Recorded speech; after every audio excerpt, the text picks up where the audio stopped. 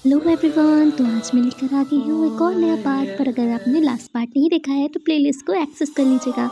Episode की starting होती है मिस्टर ली अपनी गर्लफ्रेंड जियांग से बहुत गुस्सा होते हैं क्योंकि वो उनके पापा के सामने बहुत कुछ उल्टा सुल्टा बोलने लगती है कि मैं आपसे शादी करना चाहती हूँ। उनके पापा भी यही चाहते होते हैं कि जियांग एक बहुत ही अच्छे घर की लड़की है और वो उनसे शादी कर ले।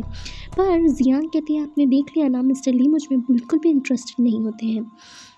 मिस्टर ली के पापा कहते हैं कि मैं उस लड़की को कभी भी अपने घर की बहू नहीं बनाऊंगा। वो किया की बात कर रहे होते हैं, निया की बात कर रहे होते हैं और किया उनकी बेटी होती है।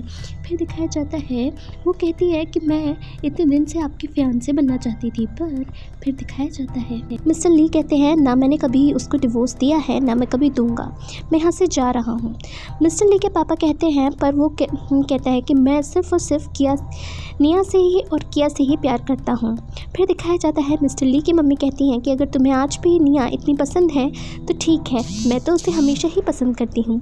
फिर दिखाया जाता है वो कहती हैं कि जियांग से मेरे बेटे को सिर्फ और सिर्फ निया पसंद है और मैं उसकी चॉइस में हमेशा ही खुश रहूँगी।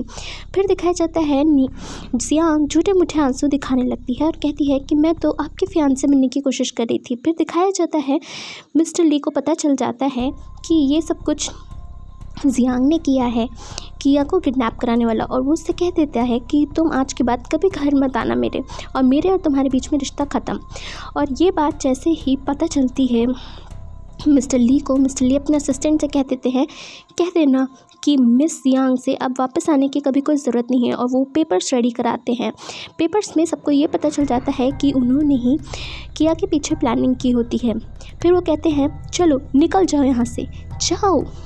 फिर उसे धक्का दे देते हैं क्योंकि वो बहुत ज़्यादा किया को लेके पॉजिटिव होते हैं। फिर जियांग को ऐसा लगता है कि आज तो उसका सब कुछ सच सामने ही आ जाएगा। जियांग ऐसे दिखाती है कि मैं तो तुमसे हमेशा से ही प्यार करती थी, तुम्हें कैसे निया से प्यार हो गया।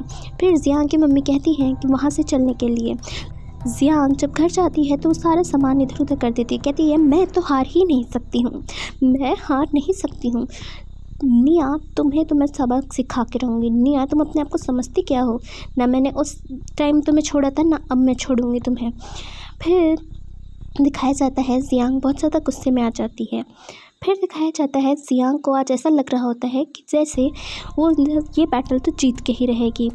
जियांग इतने ज़्यादा गुस्से में होती है कि वो प्लानिंग कर लेती है। और फिर जियांग की मम्मी कहती हैं कि तुम एक आइडिया उसे बताती हैं कि तुम कैसे ना कैसे करके मिस्टर ली को वापस पा सकती हो। जियांग की मम्मी का आइडिया सुनने के बाद जियांग बहुत ज़्यादा खुश हो जाती है। फिर जियांग आइडिया सुनने के बाद बहुत ज़्यादा खुश हो जाती है। फिर उसके बाद दिखाया जाता है जियांग आज फेक बन के मिस्टर ली के ऑफिस पहुंच जाती है। वहाँ वो सबके सामने सोचती है कि आज वो चिल्ला चिल्ला के बताएगी कि कैसे मिस निया ने उनके हस्बैंड को सिड्यूस किया है।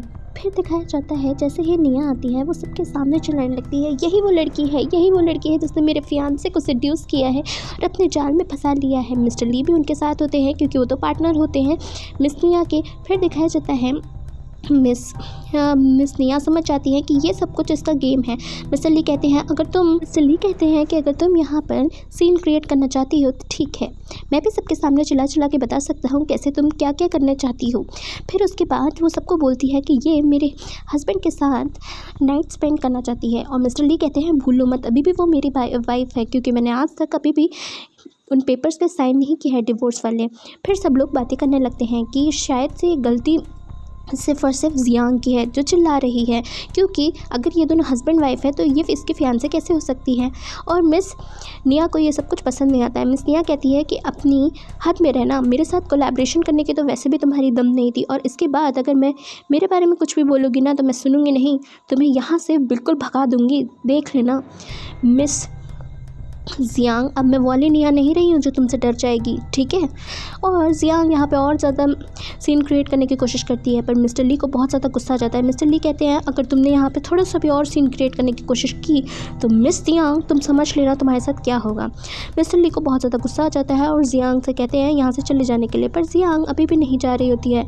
वो जियांग जियांग को और गुस्सा आने लगता है। तो जियांग वहाँ पे कहती है, तुम सबके सामने मिस जियांग चिल्लाने लगती हैं कि ये लड़की ऐसा ही करती है, दूसरों के हस्बैंड्स को सेड्यूस करने की कोशिश करती है। फिर यहाँ पे मिस्टर ली के पापा आ जाते हैं। मिस्टर ली के पापा कहते हैं, अगर तुम इस लड़की को मेरे घर की बहू बनाना चाहते हो तो फिर तुम ये भी जान लो कि मुझे कभी पसंद नहीं है। पर मिस्टर ली कहते हैं कि आज तक मैंने डिवोर्स पेपर पर साइन ही नहीं किया, तो वो अभी भी आपकी बहू हुई ना।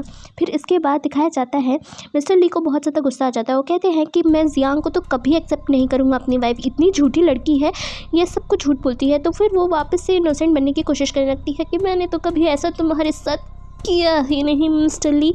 फिर इसके बाद यहाँ पे निया को बहुत गुस्सा आ जाता है। निया कहती है कि मैं वो कोई कमज़ोर इंसान नहीं हूँ, अब मैं बहुत ज़्यादा इंडिपेंडेंट हो गई हूँ और मुझसे बहस करने की ज़रूरत नहीं है। और कहती है कि अगर तुम्हारा हस्बैंड मुझसे सीड्यूस होना चाहता है तो तुम खुद ही जान सकती हो कि मेरे अंदर कुछ ना कुछ तो खूबी होगी ही, है ना मिस जियांग। फिर इसके बाद मिस्टर ली सोचते हैं कि यहाँ पे बहुत ज़्यादा सीन क्रिएट हो रहा है और फिर वो गुस्से में आ जाते हैं और कहती है वो कि मैं जा रही हूँ, वैसे भी मुझे तुम्हारे हस्बैंड की कोई ज़रूरत नहीं है। फिर मिस्टर ली सोचते हैं कि मुझे कैसे ना कैसे करके मिस निया को वापस लाना ही होगा। वो अपने रूम में यही बातें सोच रहे होते हैं। फिर उसके बाद वो सोचते हैं कल तो मिस निया का बर्थडे है, मिस निया के बर्थडे के लिए कुछ प्लान करना पड़ेगा, क्योंकि वो मिस निया को आज भी बहुत पसंद करते होते हैं। वो कभी उन्होंने डिवोर्स दिया ही नहीं होता है प्यारी सी निया को। वो सोचते हैं कि ये सारा काम मेरा सिर्फ और सिर्फ एक ही इंसान कर सकता है, वो है मेरी प्यारी सी किया। वो सोचते हैं कल मैं किया से बात करूँगा और उससे मिल के मैं एक सरप्राइज़ प्लान करूँगा। फिर वो नेक्स्ट डे किया अपनी मम्मी के बर्थडे के लिए आज कुछ लेना चाहती होती है। नेक्स्ट डे वो अकेले ही चली जाती है, पर मिस्टर ली उसे देख लेते हैं और उसका पीछा करते हैं। वो एक शॉप पर पहुंचती है नेकलेस की। वहाँ पे बहुत प्यारे प्यारे नेकलेसेस होते हैं। ये नेकलेस उसे बहुत ज़्यादा पसंद आ जाते हैं नेकलेस। ओके, फिर इसके बाद दिखाया जाता है यहाँ पे बहुत ज़्यादा चिंता हो रही होती है मिस निया को। मिस निया को सपना आता है कि मिस्टर ली को सब कुछ पता चल जाएगा और फिर वो उनके साथ रहने की बोलेंगे।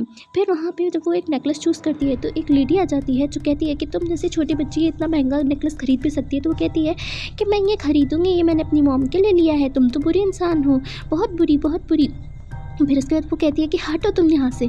और फिर निया, जो निया की बेटी होती है किया, उसको धक्का लग जाता है और नीचे गिर जाती है और उसके हाथ पे चोट लग जाती है।